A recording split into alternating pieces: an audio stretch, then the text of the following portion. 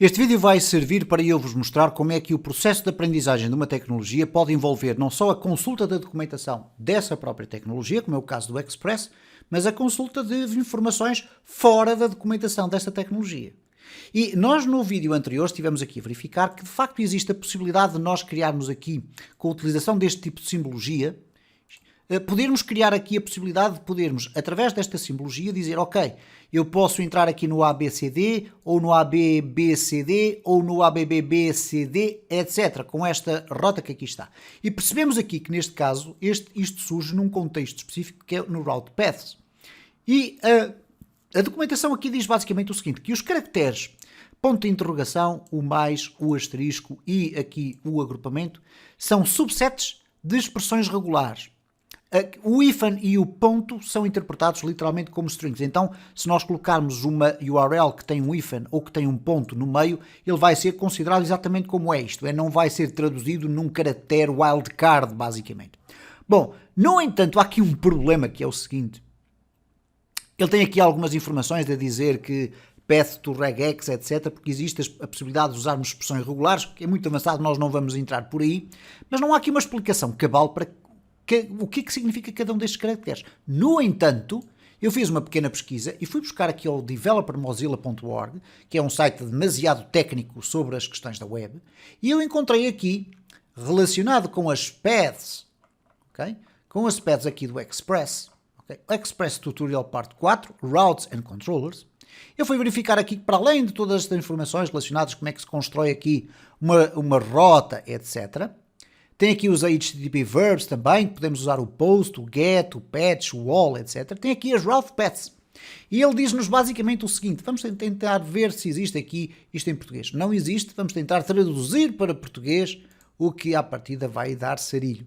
Ora, os caminhos da rota definem os terminais nos quais as solicitações podem ser feitas, pacífico.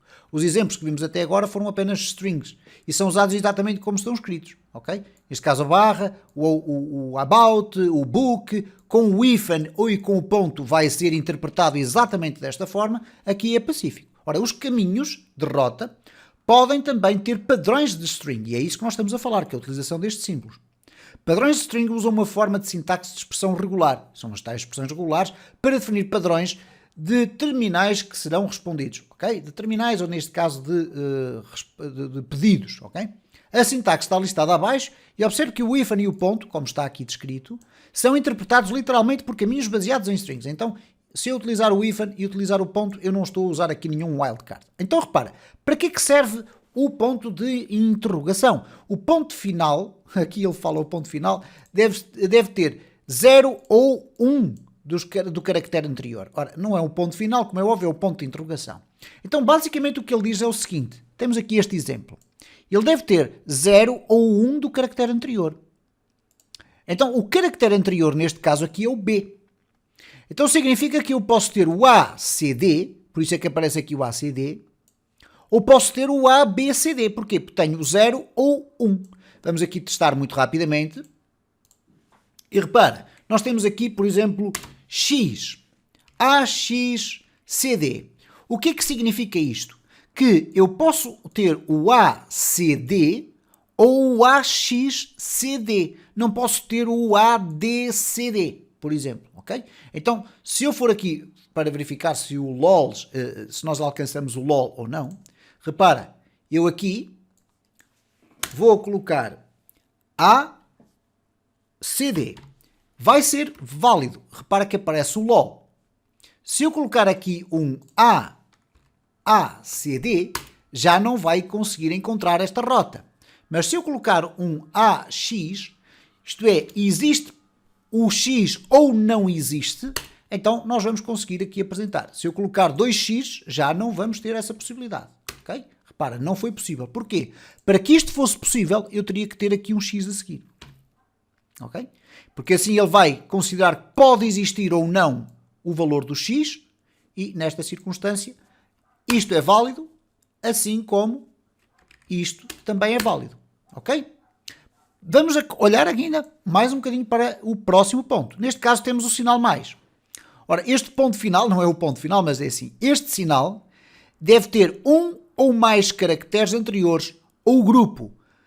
Por exemplo, um caminho de rota AB mais CD corresponderá aos pontos, ou melhor, corresponderá aqui, a tradução está mal feita, como é óbvio, mas corresponderá a estas possibilidades, isto é, ABCD, ABB, ABBB, porquê? O sinal do mais diz, tem que existir pelo menos um, mas pode existir um ou mais caracteres do anterior. E neste caso, quando estamos a falar do anterior, estamos a falar aqui do B. Eu vou colocar aqui um bocadinho maior para vermos melhor a documentação.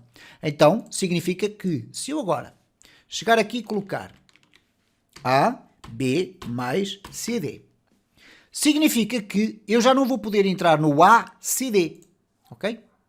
Vamos aqui verificar isto desta forma. Então, o ACD já não vai ser encontrado. Porquê? Porque o sistema vai-me obrigar a ter que existir pelo menos um B. Então, eu vou colocar aqui o B e agora já vamos conseguir entrar. Mas tem que ser com o sinal do mais, pode ser um B, obrigatoriamente, ou mais do que um.